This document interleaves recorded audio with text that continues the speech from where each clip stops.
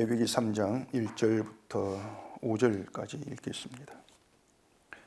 사람이 만일 화목제의 제물을 예물로 드리되 서로 드리려면 수컷이나 암컷이나 흠 없는 것으로 여호와 앞에 드릴지니 그 예물의 머리 안수하고 회막문에서 잡을 것이요 아론의 자손 제사장들은 그 피를 제단 사방에 뿌릴 것이며 그는 또 그 화목제의 제물 중에서 여호와께 화제를 드릴지니 곧 내장에 덮인 기름과 내장에 붙은 모든 기름과 두 콩팥과 그 위에 기름 곧 허리 쪽에 있는 것과 간에 덮인 끝풀을 콩팥과 함께 떼어낼 것이요 아론의 자손은 그것을 제단 위에 불 위에 있는 나무 위에 번제물 위에서 사를지니 이는 화제라 여호와께 향기로운 냄새니라.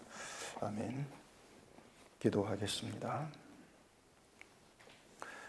하나님께서 구약의 이스라엘 백성들에게 제사를 통해서 무엇을 남겨놓고 또 이스라엘이 어떠한 자로 주 앞에 나오기를 원하시는가를 이 말씀 안에서 알게 하시옵시고 우리 또한 이 말씀이 나타내신 바 끝을 따라서 주님께 나아가는 저희가 되게 해주시옵소서. 예수님 이름으로 기도합니다. 아멘. 레위기 1장에서는 번제를 얘기했고 2장에서는 소제를 얘기했고 이제 3장에서 화목제를 얘기를 이제 합니다. 이 교회에서 대개 이 화목제를 얘기할 때에 예수 그리스도의 희생의 죽음을 통한 하나님과의 화목이다. 뭐 이렇게 이제 설명을 합니다. 그러니까 예수님이 우리 죄를 대신하여서 화목제물이 되셨고 그로 인해서 우리가 하나님과 원수된 관계에서 화목으로 회복되었다. 이렇게 하는 것이 일반적인 설명이라고 이제 할 수가 있죠.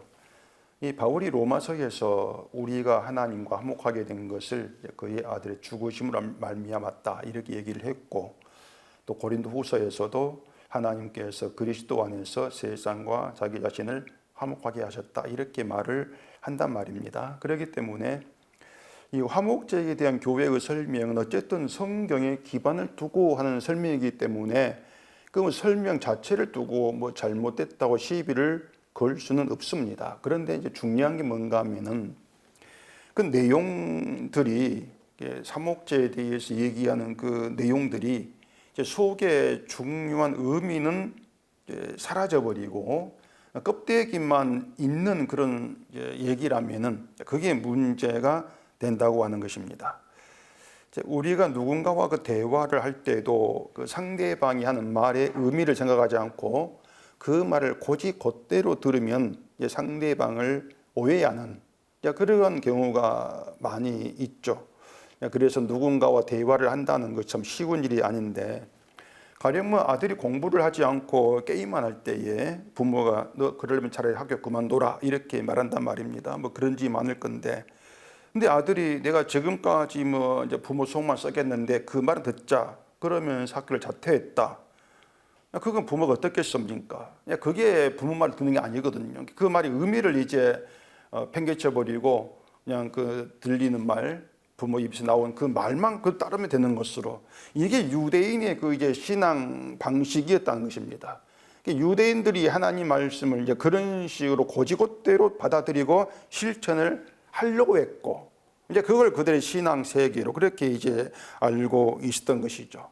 그게 뭔가 하면은 그 하나님께서 율법을 주신 그 의미, 말씀하신 의미는 이제 다 팽개쳐 버리고 껍데기, 겉에 보인 껍데기만 신경을 쓰는 유대교 신앙이고 이제 그게 바리새인의 신앙이었다고 하는 것이죠. 지금의 신앙, 교회 신앙이 내가 바로 그와 같다고 얘기할 수밖에 없는데 결국 이 성경이 무엇을 얘기하는가 그 의미가 있는데 그 의미는 이제 생각하지 않고 성경 문구 그 구절만 가지고 이야기한단 말입니다.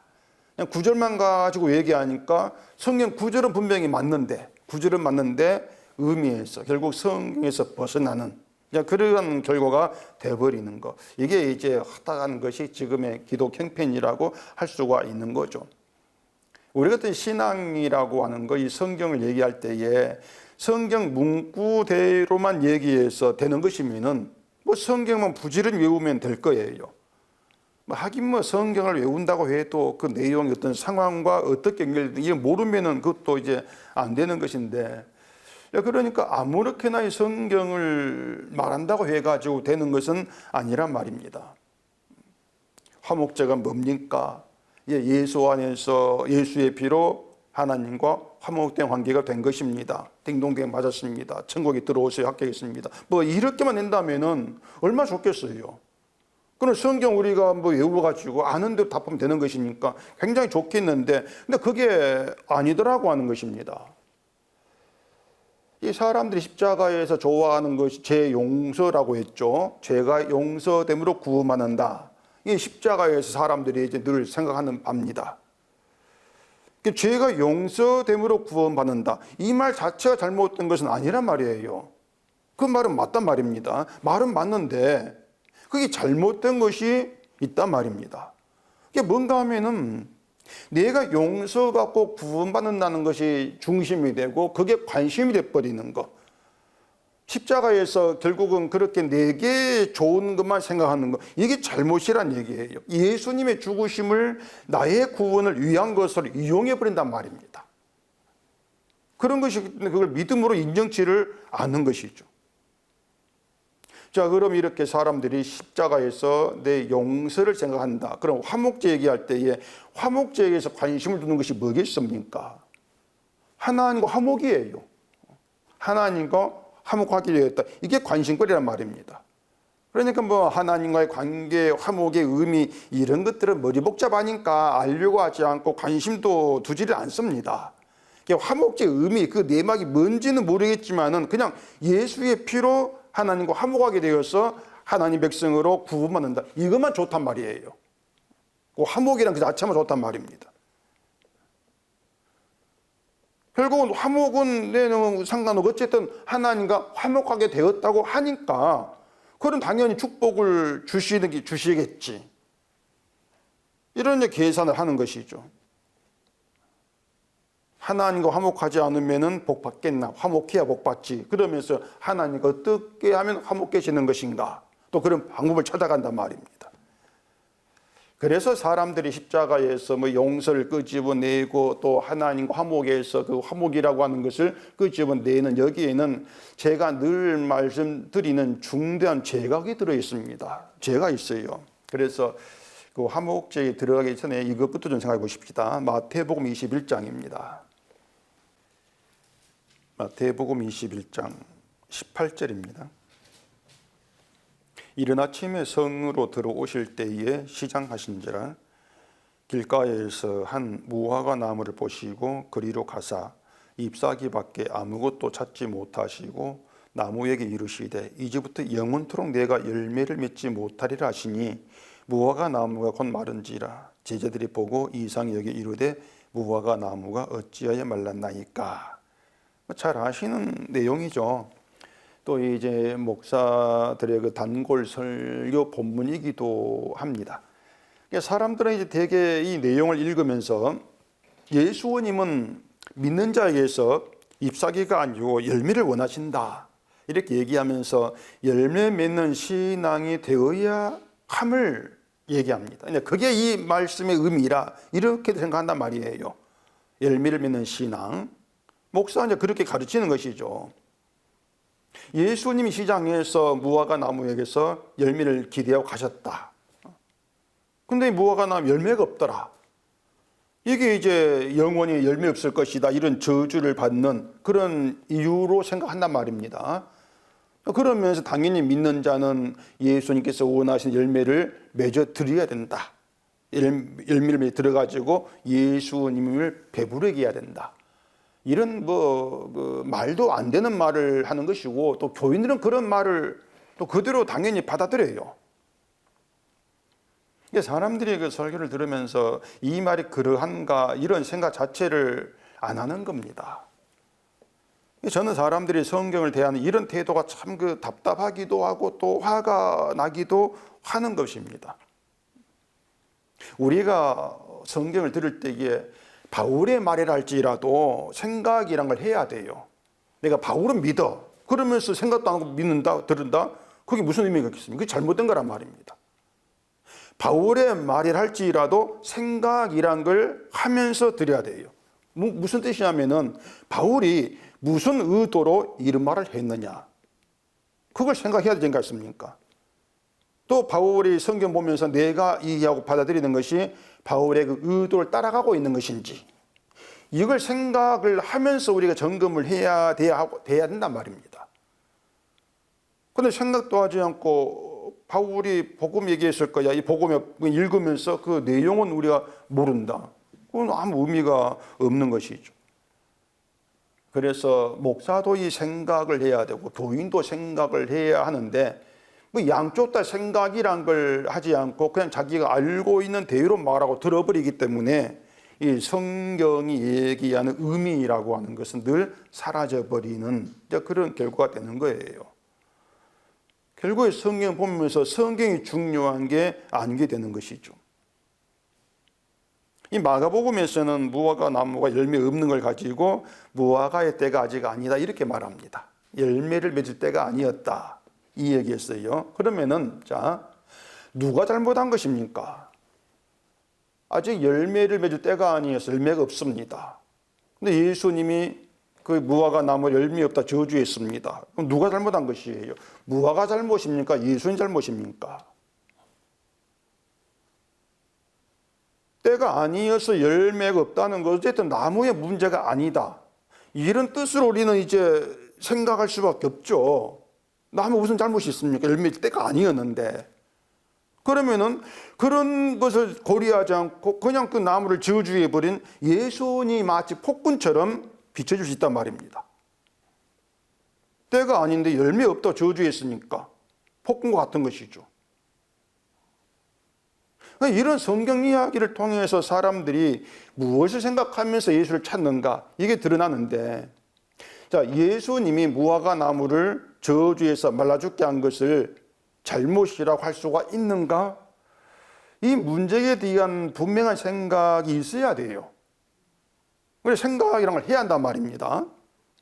예수님이 저주한 일을 이게 잘못된 거야, 불의한 일이야, 이렇게 얘기할 수가 있냐고 하는 것이죠. 자, 우리가요, 예수님이 하신 일에 잘못된 것이 있을 수가 있을까? 잘못한 건 아니야, 이렇게 무조건 그 생각하면은 안 되는 겁니다. 이게 잘못이 아니면 왜 잘못이 아닌가? 예수님이니까 이러면 안 되는 거예요. 왜 잘못이 아닌가? 왜 저주를 할 수밖에 없는가? 이걸 알아야 한다는 것이죠. 시장한데 열매가 없어. 근데 뭐가 때가 아니었어? 저주받을 이유가 나무에게는 없어. 근데 저주했어? 이게 우리 상식으로는 이해가 안 되는 겁니다.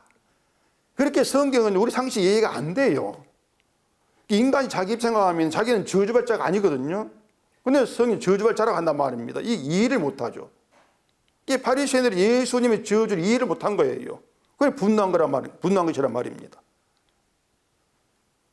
자, 그러면은 왜 그 나무가 저주 받을 수밖에 없는가 보십시다.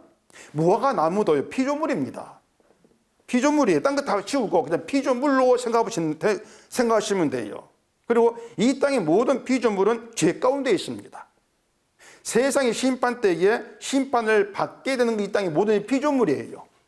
나무가 제외돼 이건 아니란 말이에요. 모든 이 땅의 피조물이 심판을 받는단 말입니다. 따라서 어떤 피조물도 저주를 피하지 못합니다. 그게 피조물 본질이에요. 그것이 인간의 처지라는 거. 바리새인들이 신앙생활을 잘한다? 그렇다 할지라도 너희의 처지는 심판이야, 저주야. 그것을 무화과 나무를 저주하심으로 보이신 거란 말입니다. 이건 제자들도 마찬가지입니다. 제자들이 예수 따라다녀 가지고 심판 제외된 게 아니에요. 예수를 따라다녀도 제자들 본질은 저주란 말입니다. 열매가 없고 입만 있다? 이게 인간의 한계죠.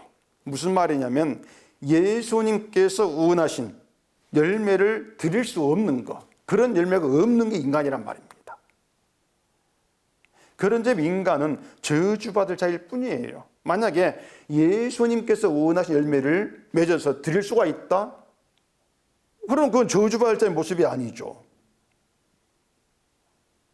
자, 그러면은 무화과의 때가 아니었다는 것이 저주를 피할 핑계가 못 됩니다. 자, 왜 그런가 하면은 열매가 때가 되어야 맺는 것이죠. 때가 되어야 맺는 것이면은 그 때를 무화과 나무의 능력으로 주관할 수가 없단 말입니다.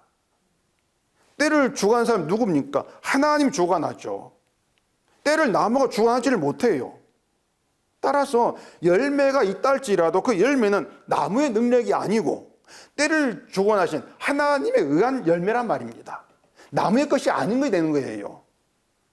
그래 나무가 아니 열매가 있는데 왜 저주합니까? 이럴 수도 없는 것이고 때가 아닌데 왜 저주합니까? 이럴 수도 없단 말입니다. 결국은 저주라는 심판이라는 본질을 피하지를 못해요. 이걸 이제 무화과 나무로 저주하신 것으로 보이신 것입니다. 바리새인이 제자들이 뭘 한다 할지라도 설령 열매가 있다 할지라도 그건 너희 것이 아니야. 너희가 맺은 게 아니야. 결국 너희는 이래도 저래도 저주받을 자야. 이걸 드러내신 거예요. 이게 인간 본질이라고 하는 것입니다. 그러니까 피조물의 본질, 인간도 포함되지 않습니까? 본질은 저주다. 이게 무화과 나무의 얘기란 말이에요.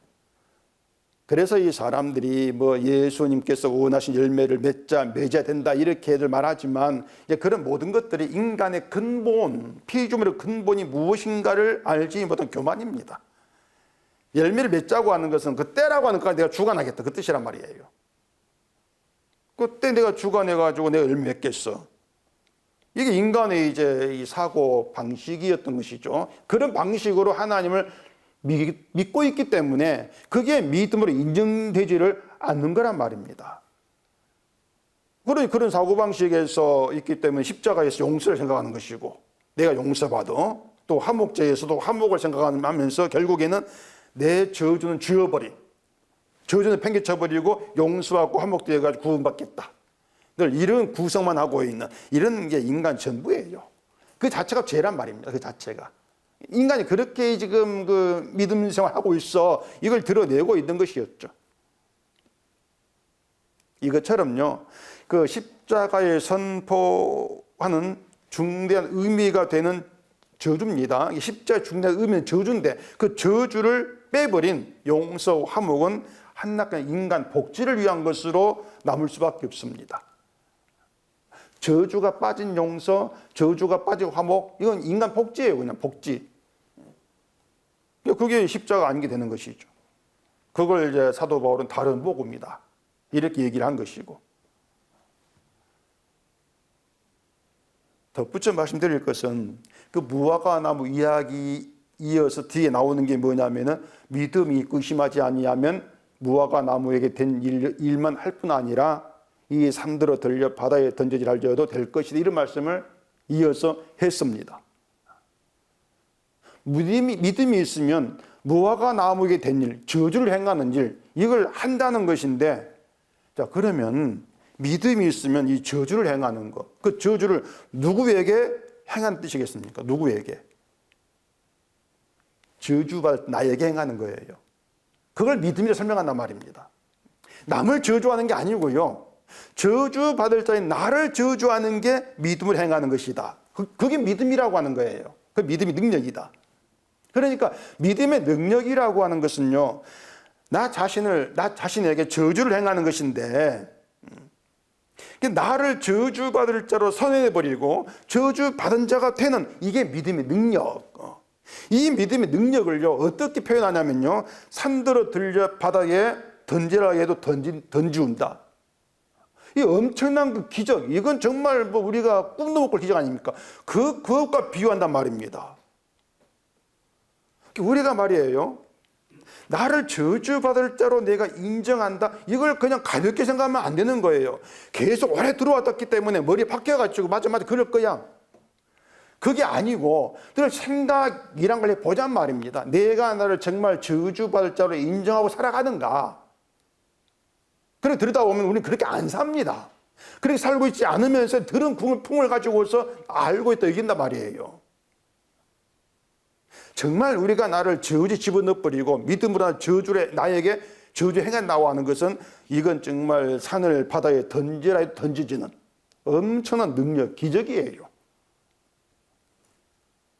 그게 구원이라고 하는 거죠. 그래, 그런 우리가 가져가 믿음을 행한다? 이건 있을 수가 없단 말입니다.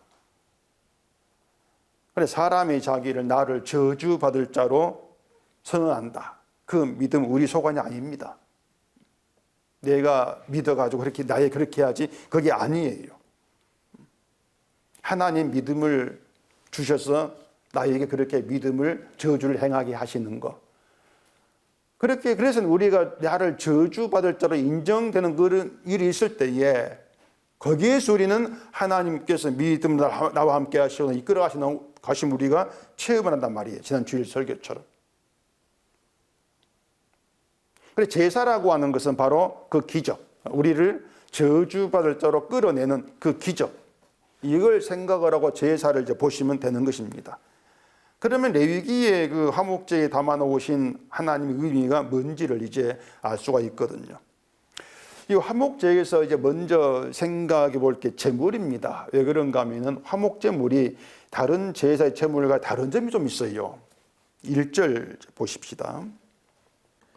사람이 만일 화목제의 제물을 예물로 드리되 서로 드리려면 수컷이나 암컷이나 흠 없는 것으로 여호와 앞에 드릴지니.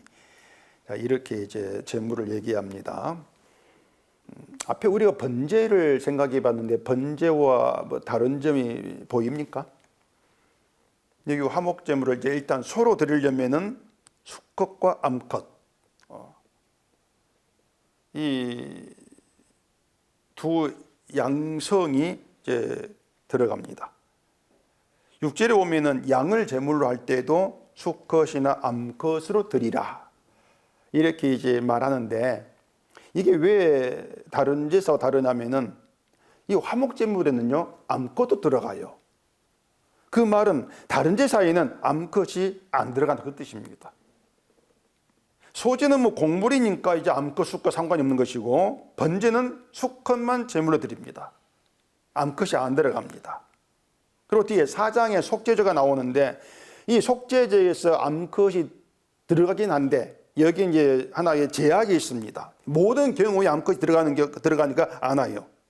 그 속죄제에서 제사장이 범죄했을 때, 또 온 이스라엘이 범죄했을 때는 수컷을 바치고, 일반 평민일 때는 암컷을 바칩니다.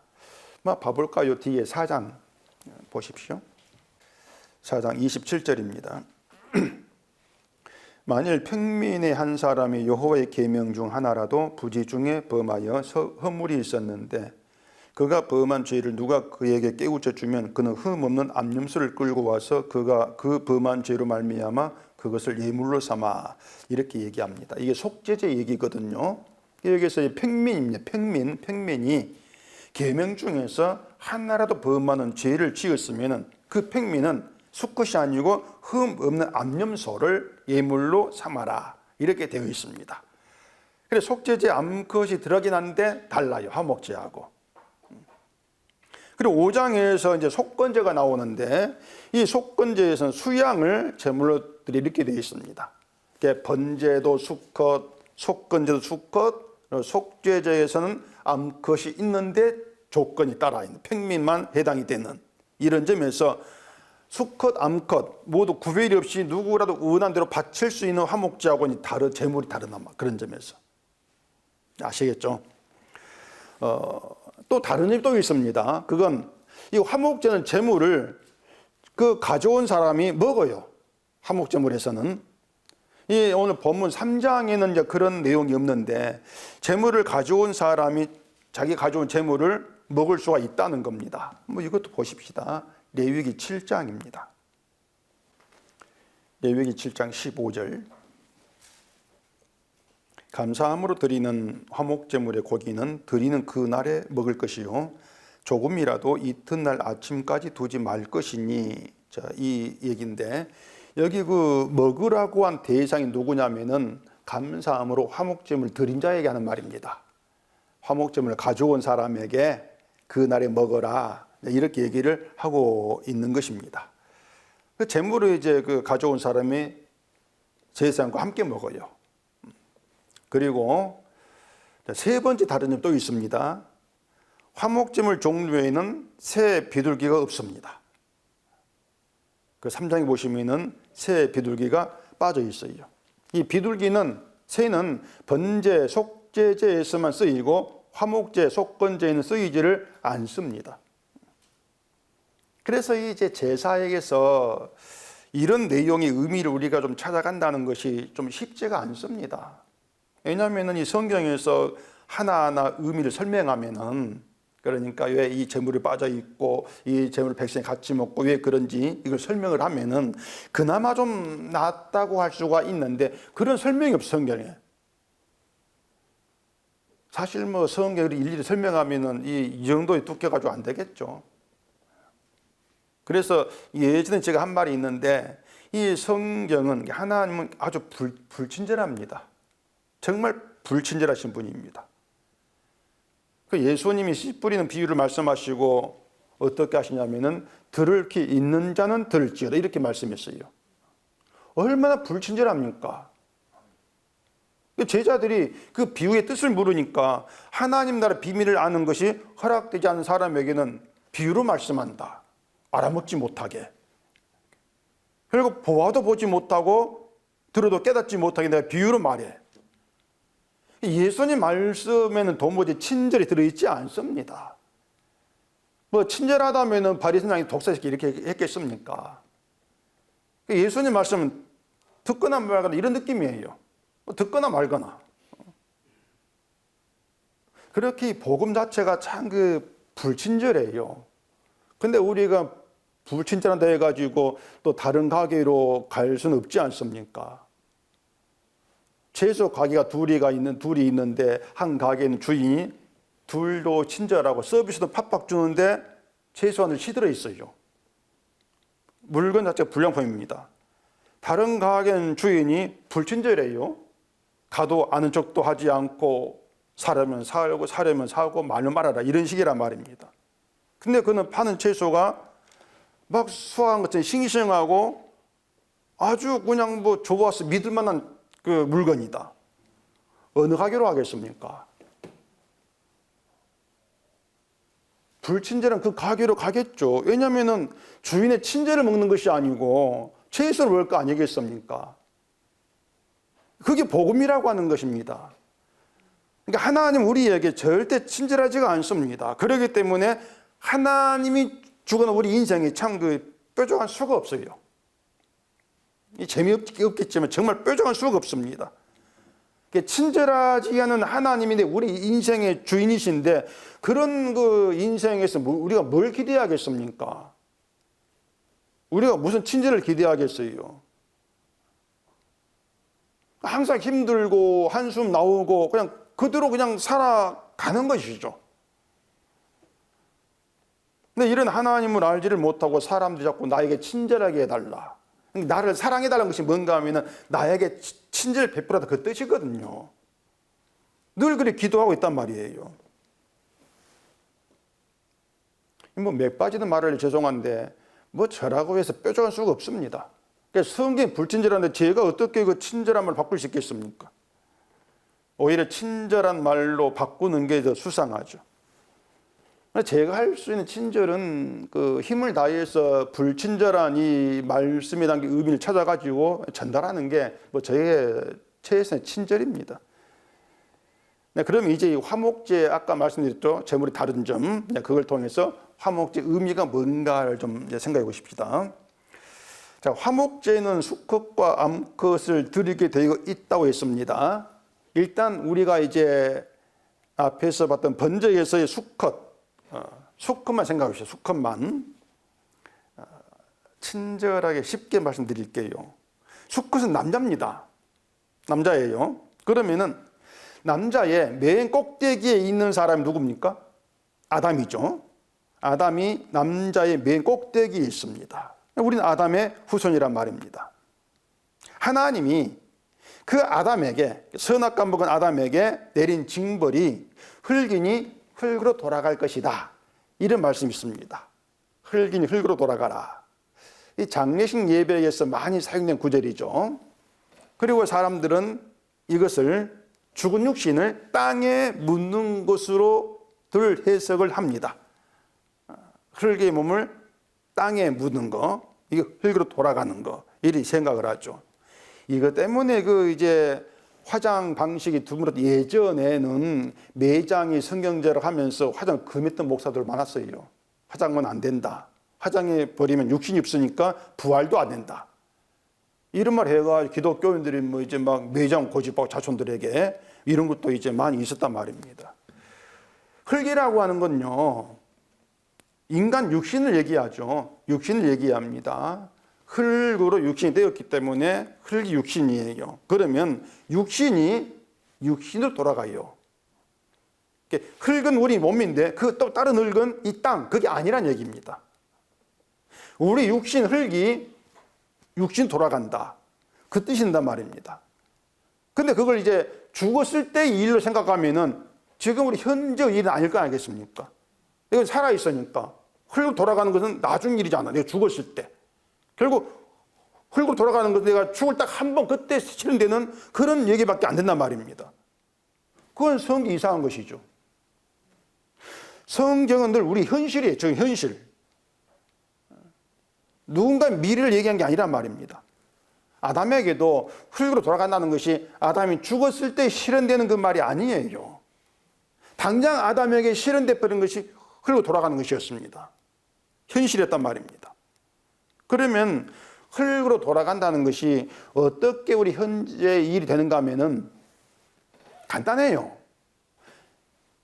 육신의 몸이 육신 돌아간다. 그게 뭐냐면 내 육신으로부터 나올 의는 없다. 그 뜻입니다. 내 육신으로부터 의가 못 나와. 의라고 하는 건 우리 육신의 문제가 아니거든요.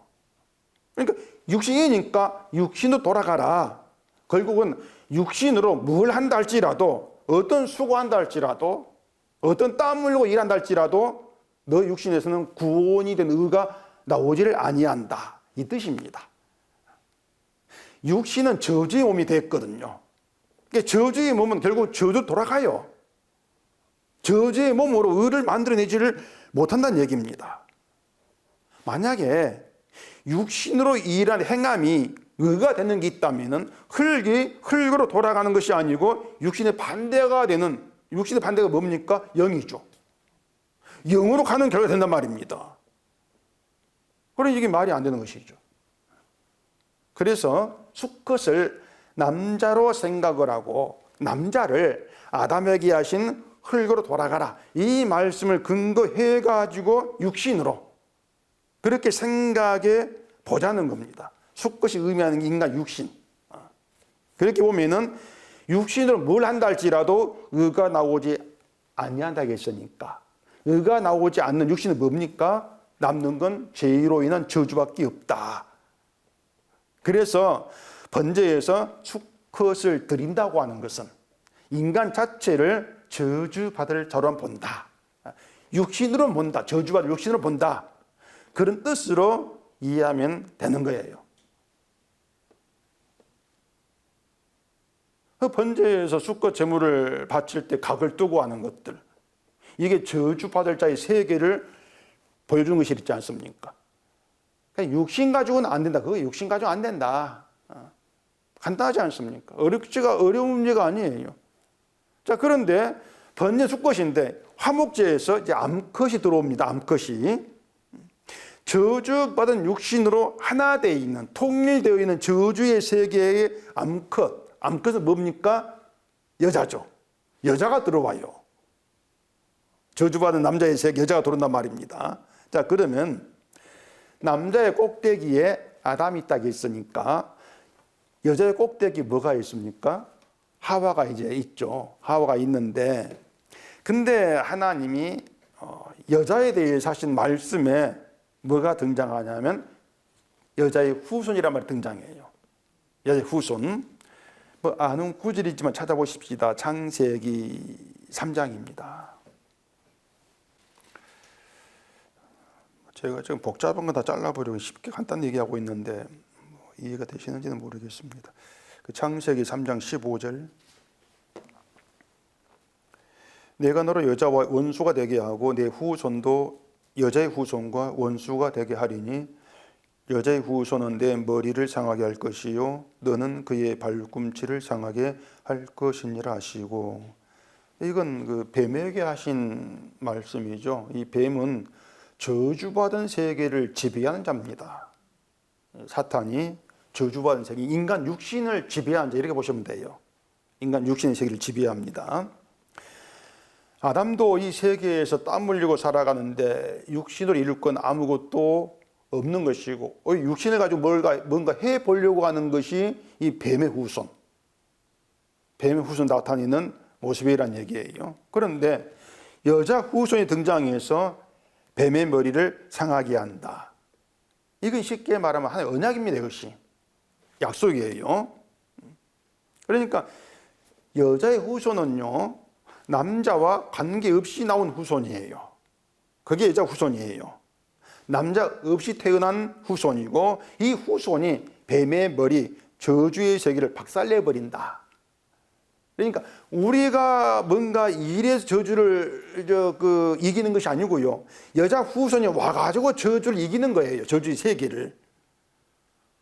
그러면 남자된 우리는, 육신 우리는 어떻게 하면 됩니까? 여자 후손이 한 일을 바라보면 된단 말입니다. 이게 복음이지 않습니까? 제가 계속 말씀드리는. 이게 성경 이 창세기 3장에서부터 언약으로 이렇게 바뀌었단 말입니다. 또 창세기 15장을 한번 또 보십시다.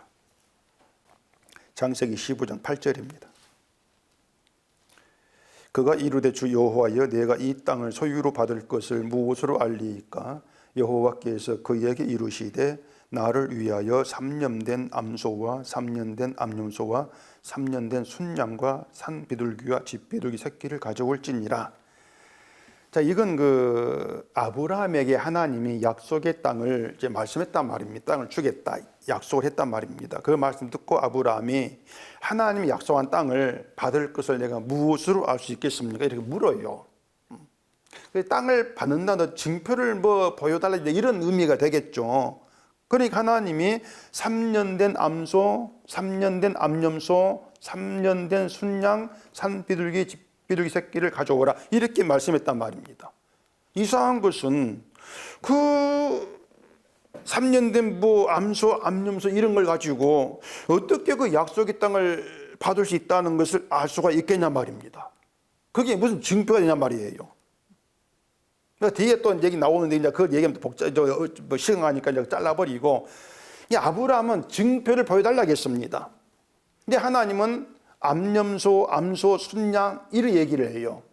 그 얘기하면 이제 언약을 얘기한단 말입니다. 지금 하나님은 암염소, 암소, 암염소, 순양 언약을 의미하는 것이에요. 이게 무슨 말이냐면 암소, 암염소가 여자 후손이 희생당하는 그 현장에 순양이 함께하는 그 뜻이거든요. 자, 암소, 암염소에 순양 같이 들어있지 않습니까? 같이 들어있어요. 그 암염소의 희생, 그 자리에 순양도 같이 하고 있다. 이제 그렇게 이해하시면 된단 말이에요. 이게 언약이에요. 이게 언약이다. 땅을 받는다는 것은 어떤 눈에 보인 증표가 아니고 언약으로 안다 그겁니다. 언약으로 안다. 그렇게 봤을 때 수컷만 바쳐지는 번제에 암컷이 들어오는 것은, 보여주는 것은 하나님의 언약이고, 그 언약의 세계가 화목의 세계다. 그걸 화목제 이렇게 말하는 것으로 이해하시면 되는 거죠. 다시 말해 화목제라고 하는 것은 하나님의 언약이 실현의 현장이다. 이걸 의미한단 말입니다. 그 언약의 실현의 현장이 십자가지 않습니까? 십자가에 예수의 피가 있고, 그럼 예수의 죽음 안에 하나님과 화목이 있다. 이렇게 바울이 말한 것이었어요. 그래 본문의 화목증이 그렇게 연결되는 것인데 막 이게 들어가지고는 이해가 안 될 겁니다. 뭐 다시 나중에 들어보시면 될 것 같은데, 하나님과의 화목은요, 암컷의 죽음에 수컷이 함께하게 되는 겁니다. 이렇게 말하면 아시겠죠? 이게 화목이에요. 이걸 바울이 우리가 하나님과 화목하게 된 것은 그의 아들, 여자 후손으로 오신 아들의 죽으심으로 말미암았다 이렇게 말한단 말입니다. 아들, 여자 후손 죽음 안에 우리가 함께하는 거, 이게 화목이다. 그래서 여자 후손인 그리스도 안에서 세상과 자기 자신을 화목하게 하셨다 이렇게 말씀하거든요. 그러면 그 여자 후손의 죽음, 아들의 죽음 안에서 우리는 어떻게 합니까? 우리는 살아있으면 되는 것입니까? 우리도 죽은 자가 돼야 한단 말입니다. 이게 지금 이제 기독교의 잘못된 십자가란 말이에요. 이게 기독교의 십자가는 뭔가 하면 나는 살아있습니다. 나는 살아있고 예수는 죽어 있는 거예요. 그게 이제 기독교의 십자가란 말입니다. 나는 살아있기 때문에 예수가 죽은 덕분에 내가 구원받지. 내 좋은 거 생각하는 것이죠. 그게 뭔가 하면은 화목제의 수컷도 죽어요. 수컷이 죽음이 있는데 그 수컷이 남자, 우리 육신의 죽음이란 말입니다. 나는 나의 죽음은 없고 여자 후손 오신 예수님만 제물로 바쳐다가 죽었다. 그러면 예수님 죽으심, 그것만 높이고 찬송하고, 이건 믿음 아닙니다. 지금 기독교의 그 어떤 그 고난주일, 이게 다 그렇지 않습니까? 모든 교회의 모든 인간 살아있습니다. 나는 예수는 죽어 있는 거예요. 그럼 예수 죽어 높이고 찬송한단 말이에요. 그건 가짜입니다. 그런 화목이라고 하는 없습니다. 생각을 하면은 그런 그 잘못된 것을 알 수가 있는데, 생각을 안 하기 때문에 자기들 가짜 십자가를 붙들겠다는 것을 사실을 눈치를 못 채는 거예요. 그걸 모르는 것이죠. 그래서 하나님과 화목이 아니라 원수된 불안, 그런 관계에서 믿는다, 큰 소리 치고 있는 그런 결과가 된단 말이에요. 이게 성경에서 벗어나는 것이죠. 자, 그리고 이제 화목제 제물은 가져온 사람이 제사장과 함께 먹는다고 했는데, 그러니까 내가 가져간 제물을 제사장과 함께 나눠 먹는 것이에요. 본문 3절 봐보십시다. 그는 또 그 화목제의 제물 중에서 여호와께 화제를 드릴지니 곧 내장에 덮인 기름과 내장에 붙은 모든 기름과 두 콩팥과 그 위에 기름 곧 허리 쪽에 있는 것과 간에 덮인 끝풀을 콩팥과 함께 떼어낼 것이요, 아론의 자손은 그것을 제단 위에 불 위에 있는 나무 위에 번제물 위에 살을지니 이는 화제라 여호와께 향기로운 냄새니라. 자, 거기에서 단 위에 불 사르는 것이 뭐냐면은 제물의 속에 있는 것입니다. 내장, 제물의 몸 속에 있는 것들만 떼내 가지고 거기에서 기름 떼내고 해가지고 이제 제단에서 불 사른단 말입니다. 내장, 콩팥에 붙은 기름, 허리 쪽에 있는 간에 덮인 끝풀 다 속에 있는 거, 고기만 남죠. 그러면은 고기만 남는데 그 남은 고기를 제사장과 나눠 먹어요. 자, 그러면은 그 나눠 먹는 제물의 고기가 제물을 가져온 사람의 것이겠습니까? 하나님의 것이겠습니까? 이게 하나님의 것이거든요. 나눈 고기가. 이게 뭔가 하면은 제물을 가져왔어요. 근데 하나님이 속에 있는 내장에 붙은 기름 이런 것만 받으신다면은 처음부터 집에서 제물 잡아가지고 속에 내장만 털면 되지 않겠습니까? 근데 살아있는 것을 통째로 가져온단 말이에요. 그것이 뭔가 하면은 제물이 전부입니다. 거기까지도 하나님 것으로 드려진 거예요. 거기까지도 다 하나님의 것이란 말이에요. 그러면은 제물을 가져온 사람과 제사장이 먹는 고기는 누구로부터 온 것인가 하면은 하나님으로부터 온 것이죠. 그 생각하셔야 됩니다. 내가 가져온 고기 내가 먹는 이것이 아니고 하나님께 드리지, 하나님의 것을 하나님께서 내게 주신 것이다. 하나님께로부터 왔다. 하나님의 것을 하나님이 먹으라 이렇게 말씀했으니까 하나님이 준 고기라 그 말입니다. 하나님 먹어야 돼. 이게 너희를 먹어. 이렇게 하신 것이죠. 그런데 제물을 바칠 때 머리에 뭘 한다겠습니까? 안수를 한다겠죠. 안수하는 거죠. 안수는 그 제물의 운명이 내 운명이다. 그런 뜻으로 한다겠습니다. 따라서 내가 안수한 제물의 고기를 내가 먹어요. 그 말은 결국은 내 죽을 먹는 것이란 말입니다. 하나님이 고기 준 것은 나의 죽음을 주신 것이에요. 나 고기 뭐 배고프지 고기 먹어라. 고기 그 뭐 상에서 구운 거라 죽은 게 아니고 상에서 돼지가 아니구나. 손님가는 이제 소고기. 그걸 먹으라 죽으신 것이 아니고 안수와 나의 죽음을 대신에 제물이기 때문에 하나님이 내 죽음을 나에게 주신 것이란 말이야. 나 먹어라. 이게 십자가 복음입니다. 자, 하나님이 우리에게 여자의 후손인 예수를 보내신 것은 생명을 주기 위해서다. 맞습니다. 맞는데 생명만 달랑 주시는 것이 아니고 죽음과 함께 주시는 것입니다. 그러니까 생명은 늘 죽음과 함께 따라와요. 그걸 잊으면 안 돼요. 죽음으로 말미암은 생명이란 것이죠. 예수님의 죽음 안에 생명이 있다는 것이고, 따라서 예수의 죽음에 죽은 자로 함께하는 것, 이게 하나님과 화목이다.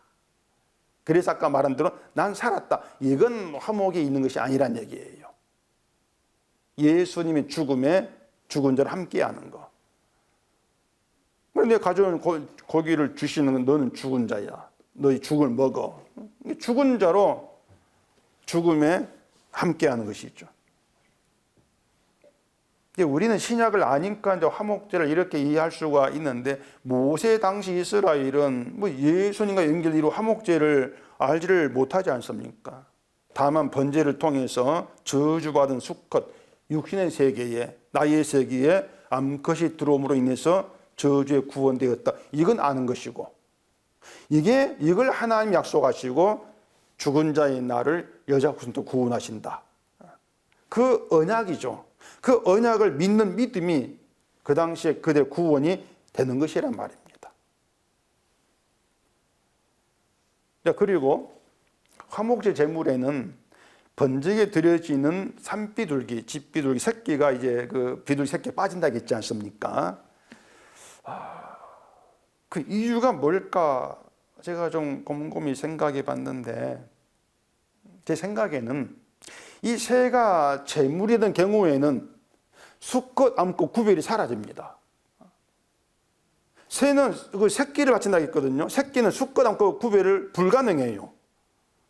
그러면은 그 새를 바칠 때는 수컷, 암컷 구별이 그냥 없는 거죠.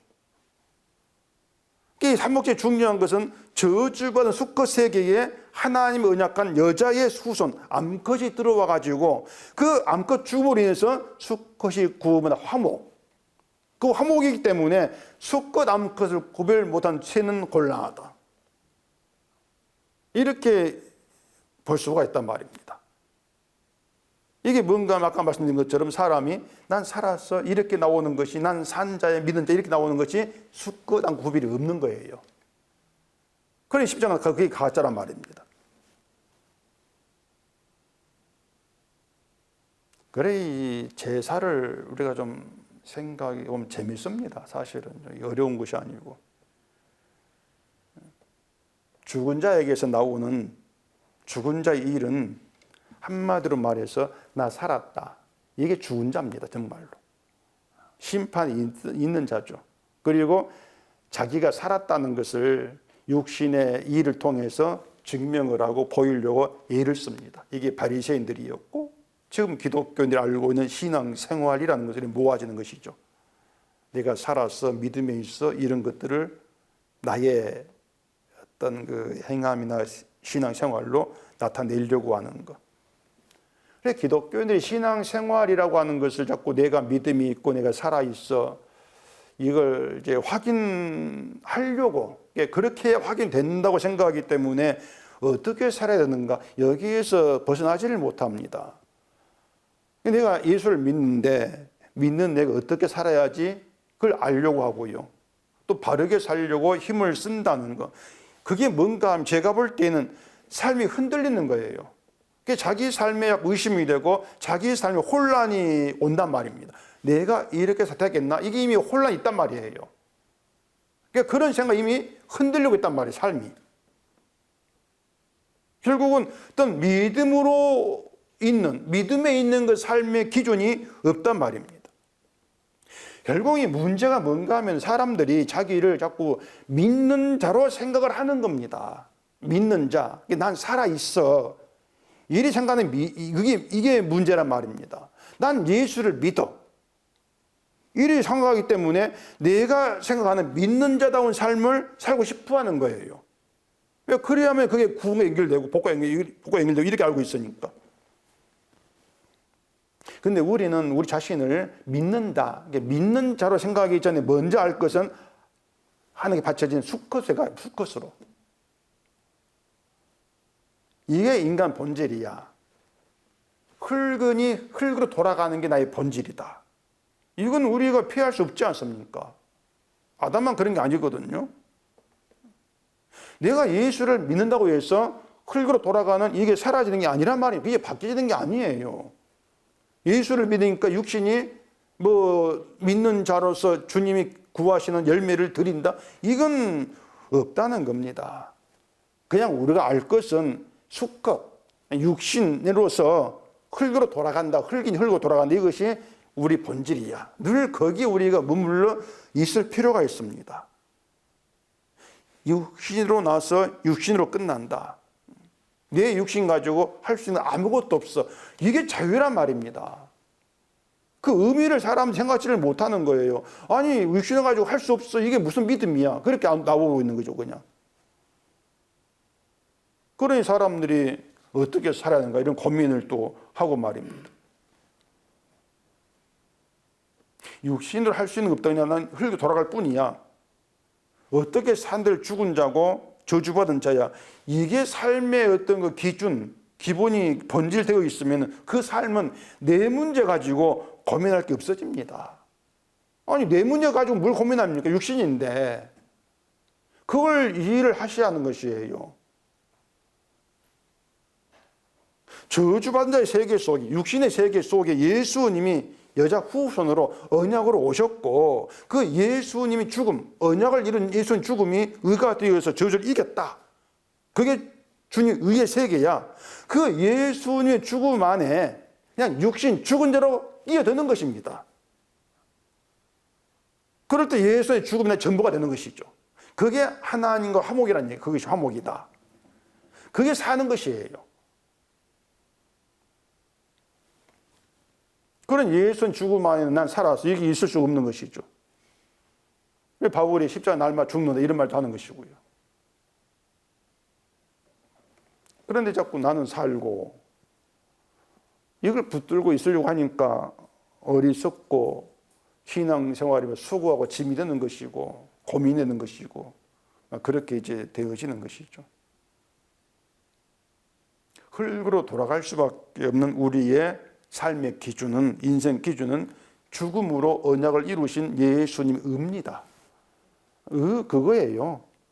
그러니까 내가 어떻게 살아야 하는가 이건 없습니다. 이건 없고 예수님이 행하신, 이루신 그 일만 있습니다. 이게 화목의 세계입니다. 그래서 예수님의 의를 믿고 예수님의 죽으심이 기준이 된 그 삶 평안이죠. 그 자체가. 저주받은 우리의 세계, 육신의 세계에 오셔서 자기 몸을 제물로 드리심으로 하나님과 화목하게 된 언약의 일. 우린 그걸 믿을 뿐이에요. 언약의 일을 믿으시고 주와 하나 된 관계로 내가 하나 된 것이 아니고 주가 하나를 이루신 것이죠. 그 하나 된 관계 속에서 우리 나아간다. 이것만 생각을 하시고 예수님의 일, 그 의만 우리의 유일한 그 희망으로 삼고 나아가기를 바랍니다. 기도하겠습니다. 아버지 하나님, 오늘도 이 화목제의 의미를 통해서 십자가를 믿는 것이 무엇인가를 알게 하시니 감사합니다. 육신으로 살아가는, 또 육신 돌아간 우리에게 가능한 건 아무것도 없습니다. 믿음도 우리의 힘으로 되는 것이 아닙니다. 우린 그저 주의 죽으심, 주가 이룬 의 안에서 죽은 자로 주의 의를 바라볼 뿐입니다. 주의 의가 우리의 믿음이 되게 하시고 우리 소망이 되게 하셔서 늘 주님을 높이고 십자가를 자랑하는 그 길로만 이끌어가 주시옵소서. 예수님 이름으로 기도합니다. 아멘.